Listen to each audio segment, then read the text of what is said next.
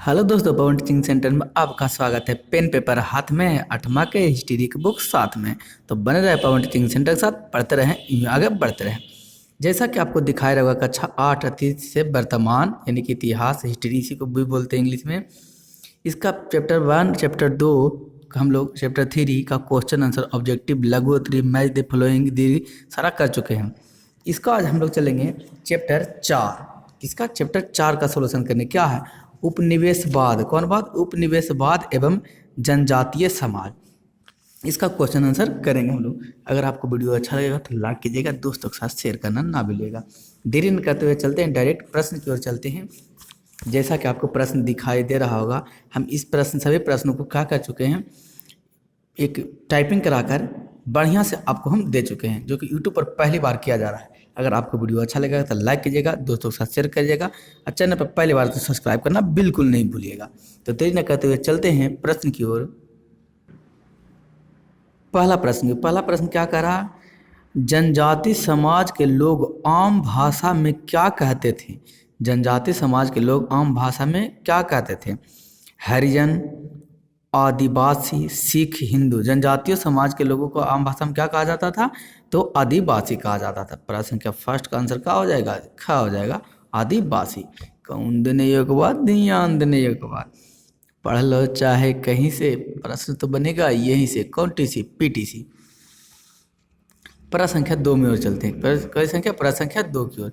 करा दीकू किसे कहा जाता था? ऑप्शन नंबर का अंग्रेज को, ऑप्शन नंबर ख महाजन को, ऑप्शन नंबर ग गैर आदिवासी को, ऑप्शन नंबर घ आदिवासी को। तो इसका आंसर क्या होगा जी? तो क्या होगा सर? ये देखिए, इसका आंसर हो जाएगा गैर आदिवासियों को। दीकू किसे कहा जाता था? गैर आदिवासियों को दीकू कहा जाता था। कौन को? दीकू। कौन देने योग्य बात, ध्यान देने योग्य बात। कौन लर है, क्लियर है। प्रश्न संख्या 3 क्या करा? बिरसा मुंडा किस क्षेत्र के निवासी थे? कौन मुंडा? बिरसा मुंडा किस क्षेत्र के निवासी थे? ऑप्शन नंबर ख छोटा नागपुर, ऑप्शन नंबर ख संथाल परगन, ऑप्शन नंबर ग मणिपुर, ऑप्शन नंबर घ नागालैंड। तो क्या होगा? तो बोल क्या होगा सर? कि आप जानते हैं तो नीचे कमेंट बॉक्स में लिख के बताइए, नहीं तो हम बताते हैं। बिरसा मुंडा कहाँ के थे? छोटा नागपुर के थे। इधर देखिए उत्तर यह दिखा हुआ, कौन नागपुर? छोटा नागपुर। कौन देने एक बात, ध्यान देने एक बात। पढ़ लो चाहे कहीं से, प्रश्न तो बनेगा यहीं से, कौन टीसी पीटीसी। दोस्तों यदि अच्छा लगेगा तो वीडियो को लाइक और चैनल पर सब्सक्राइब, दोस्तों के साथ शेयर करना बिल्कुल नहीं भूलिएगा। आगे चलते। प्रश्न संख्या कितना? 2, 4 या 5 है? 4 ही है प्रश्न संख्या। पहले तो प्रश्न संख्या 4 की ओर चलते हैं। 5 प्रश्न संख्या 4 देखिए क्या करा। गिंडालियों के अंग्रेज सरकार की दमनकारी कार्य कानूनों को नहीं मानने का भाव जनजाति में जंगागन कर गांधी जी के किस आंदोलन के जनजातीय आंदोलन को भारत का सफल प्रयास किया। तो क्या हो जाएगा ऑप्शन? ऑप्शन नंबर का सहयोग आंदोलन, ऑप्शन नंबर ख सविनय अवज्ञा आंदोलन, ऑप्शन नंबर ग भारत छोड़ो आंदोलन, ऑप्शन नंबर घ खेड़ा आंदोलन। तो इसका क्या आंसर हो जाएगा? तो क्या हो जाएगा आंसर? से ख हो जाएगा, सविनय अवज्ञा आंदोलन। इसका आंसर हो जाएगा सविनय अवज्ञा आंदोलन। पढ़ लो चाहे कहीं से, प्रश्न तो बनेगा यहीं से, कौन टीसी पीटीसी। दोस्तों यदि वीडियो अच्छा लगे तो वीडियो को लाइक, चैनल को सब्सक्राइब, दोस्तों के साथ शेयर करना बिल्कुल नहीं भूलिएगा। चलते हैं ऑब्जेक्टिव प्रश्न का अंतिम प्रश्न की ओर। प्रश्न संख्या 5 कह रहा झारखंड राज्य के किस राज्य के विभाजन के परिणाम स्वरूप बना था? तो किस राज्य को विभाजन के स्वरूप, ये भी बताने वाला प्रश्न है। ऑप्शन नंबर का बिहार, ऑप्शन नंबर का बंगाल, ऑप्शन नंबर का उड़ीसा, ऑप्शन नंबर का मध्य प्रदेश। तो झारखंड राज्य किस राज्य के विभाजन के परिणाम स्वरूप बना है? तो हो जाएगा आंसर क्या हो जाएगा? का बिहार के विभाजन के परिणाम स्वरूप बना है। कौन देने योग्य बात, ध्यान देने योग्य बात। कौन लर है तो क्लियर है। चलते हैं परा संख्या, तो जिसको कहते हैं निम्नलिखित को जोड़ा मिलावे। क्या मिलावे करा? निम्नलिखित को जोड़ा, तो क्या हो जाएगा? करा जादो नाग। कौन नाग? जादो नाग। जादो नाग किससे संबंधित है? जेलियांगरोंग आंदोलन, यानी कि हो जाएगा क्या हो जाएगा? ग। क्या हो जाएगा, एक का गा हो जाएगा। दूसरा बिरसा मुंडा, कौन मुंडा, बिरसा मुंडा कौन थे, सिंह बोंगा, कोची थे थी, बिरसा मुंगा सिंह बोड़ा, तो क्या हो जाएगा, एक अड़ा हो जाएगा, दो का अड़ा। तीन का कंध जाति, कौंध जाति, कंध जाति, कंध, तीन का क्या हो जाएगा, तो सर तीन का हो जाएगा कंध जाति कौन था, उड़ीसा, कंध जाति में कहाँ, उड़ीसा में, तो इसका हो जाएगा ख, तीन का ख। चार का कह रहा है टिकेंद्र जीत सिंह, टिकेंद्र जीत सिंह, टिकेंद्र जीत सिंह कहाँ का था, मणिपुर, तो इसका हो जाएगा क्या हो जाएगा। जतरा भगत, कौन भगत, जतरा भगत, एक तो बचबे किया, कौन बचा, घा बचा, तान भगत आंदोलन, जतरा भगत किससे संबंधित है, तान भगत आंदोलन से, तो इसका क्या हो जाएगा, घा हो जाएगा। कौन देने योग्य बात, ध्यान देने योग्य बात, पढ़ लो चाहे कहीं से, प्रश्न बनेगा यहीं से, कौन टीसी पीटीसी। दोस्तों यदि वीडियो अच्छा लगेगा तो वीडियो को लाइक कीजिएगा, चैनल पर पहली बात तो सब्सक्राइब कीजिएगा, दोस्तों के साथ शेयर करना बिल्कुल नहीं भूलिएगा। आइए विचार करें दोस्तों, यदि आप चैनल पर पहली बार तो चैनल को सब्सक्राइब करिएगा, लाइक शेयर सब्सक्राइब करना बिल्कुल नहीं भूलिएगा। पहला प्रश्न को चलते देरी न करते हुए, क्या है प्रश्न, 18वीं शताब्दी में जनजातीय समाज के किन जगह जंगल की क्या उपयोगिता थी।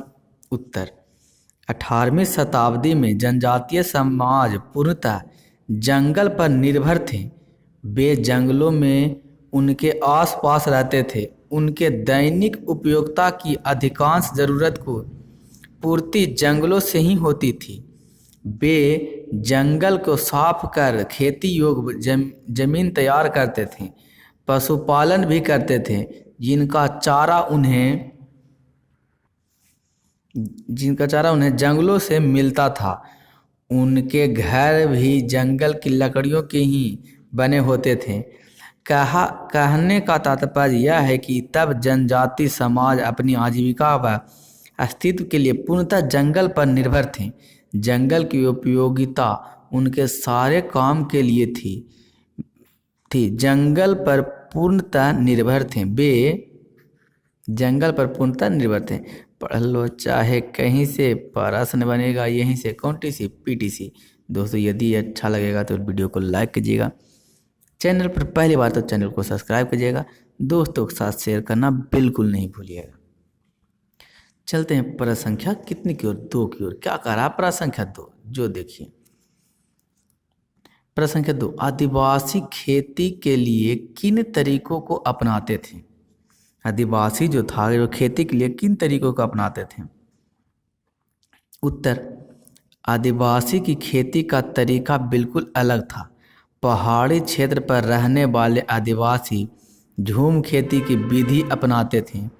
इनके अंतर्गत वे जंगल के किसी भाग को काट छाट कर साफ करते थे।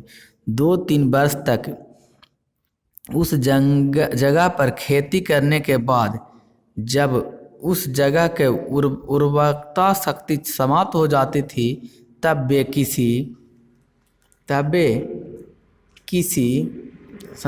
किसी और स्थान पर यही प्रक्रिया दोहराते थे। कुछ वर्षों तक परती छोड़ देने के बाद पहले ही की जगह पर वापस जंगल उग जाता था। इससे उसकी खेती का काम भी हो जाता था और जंगल को भी कोई नुकसान नहीं होता था। इस विधि को झूमंत कृषि विधि के नाम से जाना जाता है।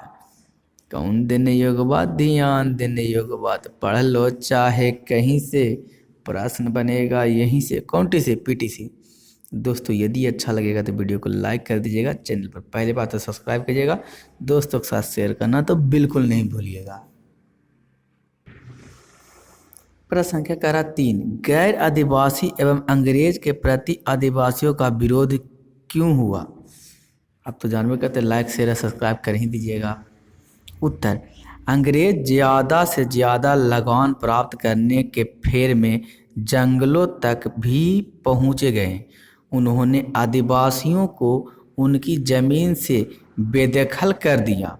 आदिवासी मानते थे कि उनकी पूर्वजों ने जंगल को साफ कर उसे खेती के लायक बनाया है, इसलिए जमीन के जमीन के मालिक वे स्वयं हैं, इसीलिए इसके लिए उन्हें किसी को किसी तरह का लगान या कर देने की आवश्यकता नहीं है। जबकि अंग्रेज ने नई लगान व्यवस्थाओं के तहत उनके द्वारा जोती जाने वाली जमीन को भी सरकारी दस्तावेजों में दर्ज कर दिया और उनके ऊपर भी अन्य किसानों की तरह सालाना लगान की राशि तय कर दी। सालाना लगान की राशि तय कर दी। लगान की राशि चुकाने के लिए उनकी जमीनें नीलाम होने लगी या फिर महाजनों के कब्जे में जाने लगी। अब वे झूम खेती नहीं कर पाते थे। अलग अलग ज़मीनों पर खेती करने की उनको आज़ादी भी नहीं रही। सरकारी कर्मचारियों के उन तक पहुंचने का भी उन पर बुरा असर हुआ। कर्ज लेने वाले की संख्या बढ़ने से अब उनके क्षेत्र में गैर आदिवासी सेठ, महाजन एवं सूदखोर का भी प्रवेश हुआ। ये महाजन व साहूकार हमेशा इस प्रयास में रहते थे कि किसी तरह उनके जमीन को हथियाया जाए और इन्हें बंधुआ मजदूर बनाया जाए।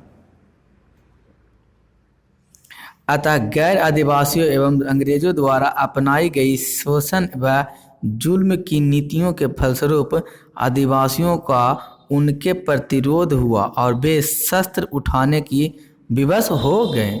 कौन देने योग्य बात, ध्यान देने योग्य बात, पढ़ लो चाहे कहीं से, प्रश्न बनेगा यहीं से, कौन टीसी पीटीसी। दोस्तों अच्छा लगेगा तो वीडियो को लाइक कीजिएगा, चैनल पर पहली बार है तो चैनल को सब्सक्राइब कीजिएगा और दोस्तों के साथ तो शेयर करना बिल्कुल नहीं भूलिएगा। आगे चलते हैं परा संख्या कितनी की ओर, तो परा संख्या 4 की ओर। क्या कह रहा परा संख्या 4? वन अधिनियम ने आदिवासी के किन अधिकारों को छीन लिया? उत्तर, तेजी से खत्म होते जंगल की समस्या को हल करने के लिए अंग्रेज सरकार ने सन 1864 में वन विभाग की स्थापना की एवं सन 1865 में वन अधिनियम भी बनाया। वन अधिनियम के तहत वृक्षारोपण की सुरक्षा के लिए कुछ पुराने जंगलों को बचाने के लिए ढेरों नियम बनाए गए। इन सब का असर यह हुआ कि आम लोगों और आदिवासियों का जंगलों पर जो परंपरागत अधिकार था वो छीनने लगा। वे अब अपनी मर्जी से लकड़ी काटने, जानवर चराने, फल फूल इकट्ठा करने या शिकार करने के लिए जंगल में नहीं जा सकते थे। यहाँ तक कि जंगल में उनके प्रवेश को भी वर्जित कर दिया गया था। अभी तक अपनी आवश्यकताओं की पूर्ति के लिए आदिवासी काफ़ी कुछ जंगलों पर निर्भर थे, लेकिन अब उस पर अंग्रेजी सरकार ने प्रतिबंध लगा दिया था। कौन देने योग्य बात, ध्यान देने योग्य बात, कौन लर है, क्लियर है। दोस्तों यदि आपको वीडियो अच्छा लगा तो वीडियो को लाइक और चैनल को सब्सक्राइब दोस्तों के साथ शेयर करना बिल्कुल नहीं भूलिएगा।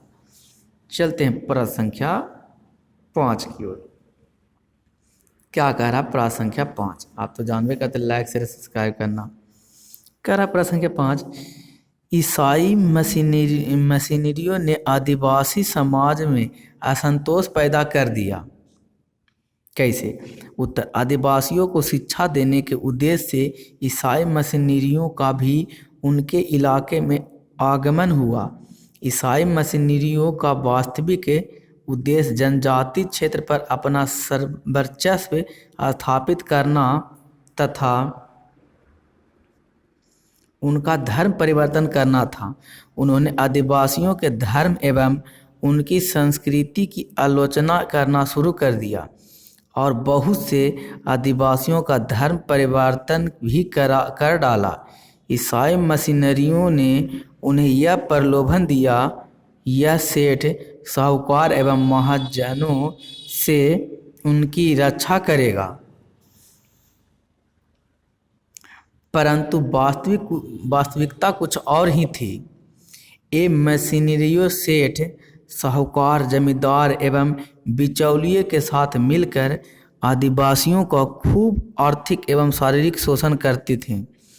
इन्हीं कारणों से आदिवासी समाज में ईसाई मशीनरियों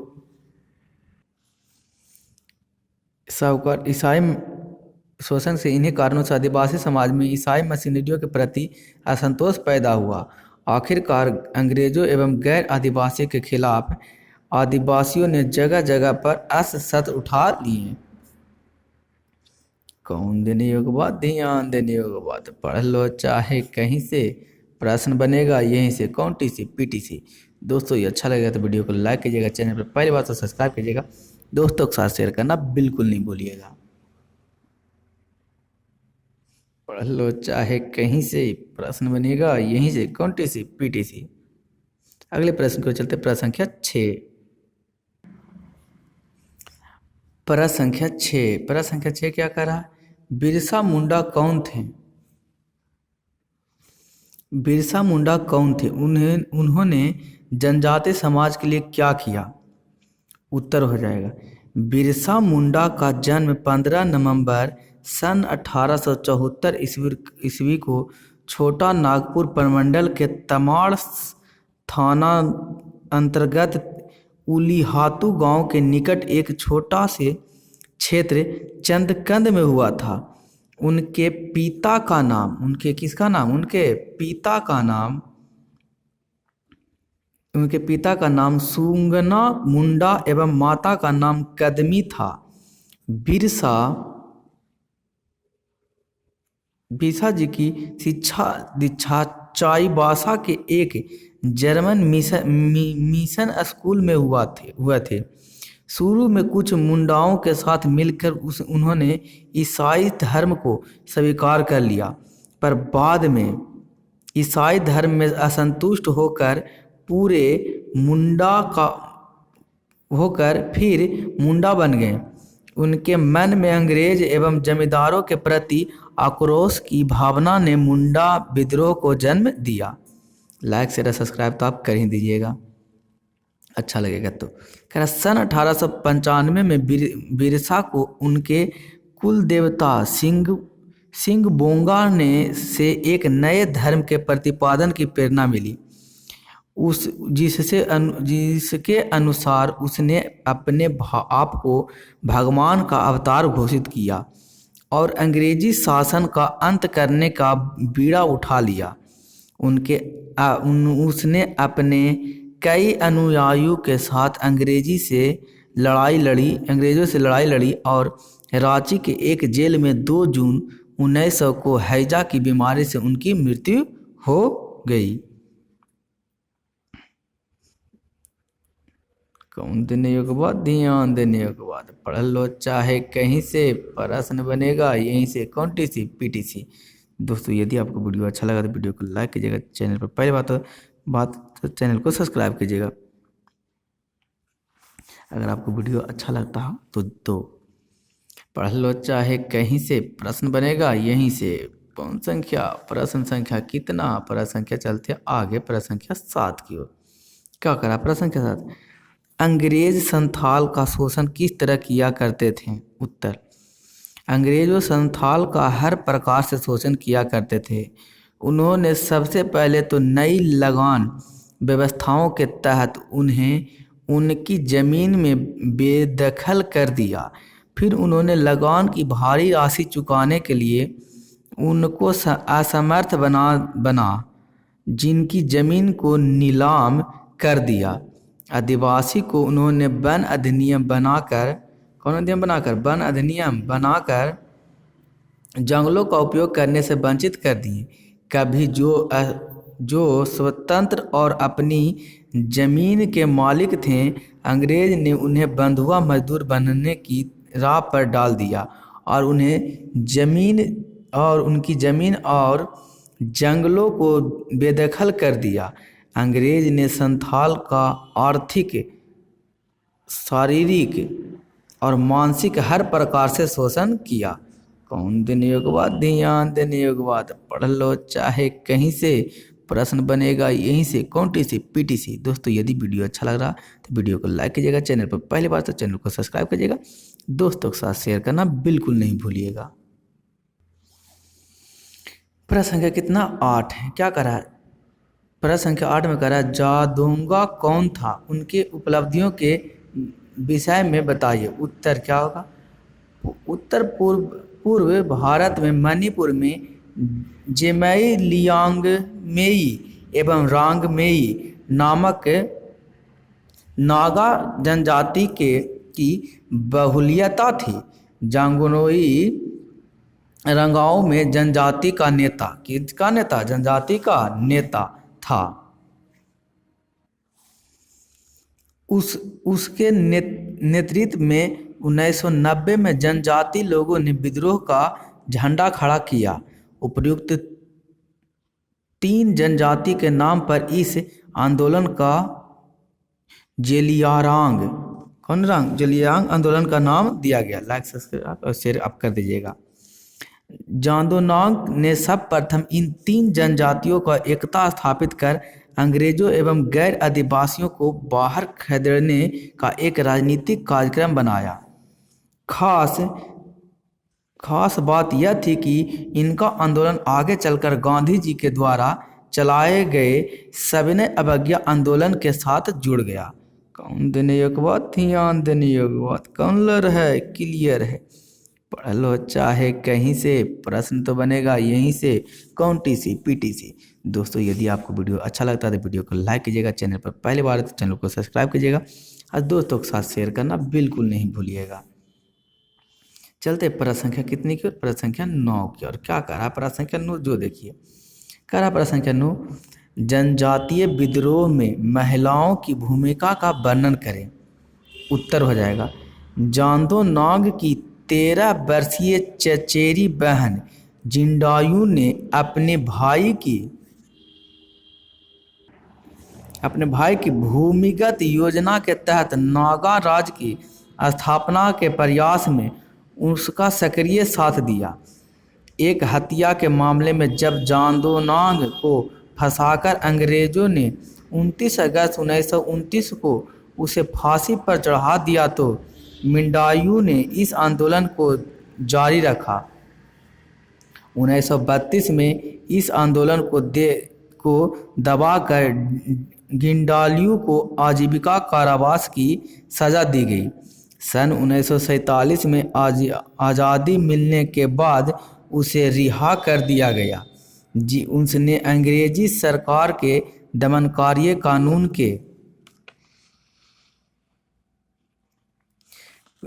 के प्रति जनजातियों में अवज्ञान का अभाव जगाया और इस प्रकार वह गांधी जी के सविनय अवज्ञा आंदोलन की मुख्य धारा में अपने आंदोलन को जोड़ने में सफल रहा।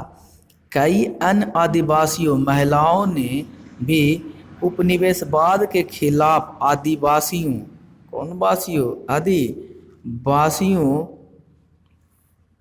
के विद्रोह में अपनी महत्वपूर्ण भूमिका निभाई। ये महिलाएं सैनिक कार्रवाई करने से लेकर विद्रोह का नेतृत्व करने तक के कार्य में पुरुषों का साथ देती थी। राधा, हीरा, फुल्लो, झानो, बिरसा मुंडा के दोस्त, गया मुंडा की पत्नी मानी बुई, बेटी थिंगी नागी और लेम्बू तथा उसकी 2 बहुओं ने भी अंग्रेज के खिलाफ गडासा, तलवार, कुल्हाड़ी, लाठी और लोहा की छड़ का प्रयोग किया।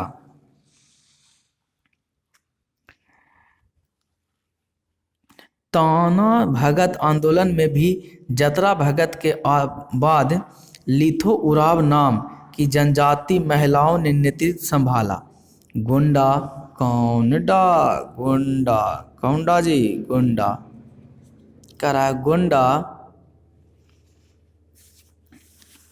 उराव जनजाति नेतृत्व संभाला। गोंडा जनजाति के महिला राज मोहिनी देवी ने 1940 के दशक के उत्तरार्ध से 1950 के दशक के आरंभ तक आंदोलन का नेतृत्व संभाला। आदिवासी महिलाओं ने जनजाति विद्रोह में जमकर मोर्चा संभाला था।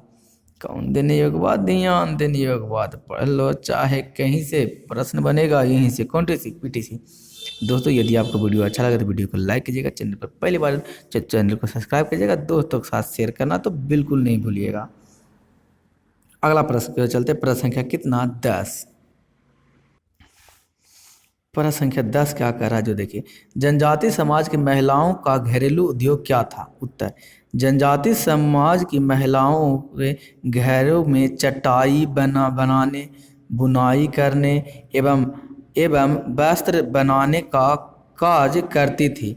वे रेशम और लाख उद्योग में भी अपनी पुरुषों का पूरा साथ देती थी। कौन देने योग्यवाद, ध्यान देने योग्यवाद, पढ़ लो चाहे कहीं से, प्रश्न तो बनेगा यहीं से, कौन-सी पीटीसी। दोस्तों यदि आपको वीडियो अच्छा लगेगा तो वीडियो को लाइक कीजिएगा, जहां और दोस्तों के साथ शेयर करना बिल्कुल नहीं भूलिएगा। इसके अगर करके देखिए है चर्चा का विषय नहीं हमको पढ़ना है, एक और प्रश्न 2 में उसमें चर्चा करने के लिए कहा है, लेकिन एक प्रश्न और हमको दिखाई दे रहा है, इसको हम उत्तर इसका क्या कर देता है आपको दे देते हैं। इसका उत्तर मेरे पास है, कहने का मतलब क्या है क्वेश्चन, जो पहले देखिए क्वेश्चन जैसा कि आपको दिखाई दे रहा होगा। पूर्व भारत का जनजातीय विद्रोह भारत के अन्य भागों के जनजातीय विद्रोह से किस तरह अलग था। उत्तर, जहां अन्य भागों का जनजातीय विद्रोह सशस्त्र विद्रोह था जिनमें अंग्रेज एवं गैर आदिवासी लोगों का हिंसा का निशाना बनाया जाता था, वहीं उत्तर पूर्व भारत का जनजातीय विद्रोह गैर आदिवासियों, कौन आदिवासियों, गैर आदिवासियों में अपने भूमि भाग के बाहर खदेड़ने का एक राजनीतिक कार्यक्रम था। खास बात यह थी कि उनका आंदोलन आगे चलकर गांधी जी द्वारा चलाए गए सविनय अवज्ञा आंदोलन से साथ जुड़ा। कौन देने योग्यवाद, ध्यान देने योग्यवाद, पढ़ लो चाहे कहीं से, प्रश्न बनेगा यहीं से, कौन-सी पीटीसी।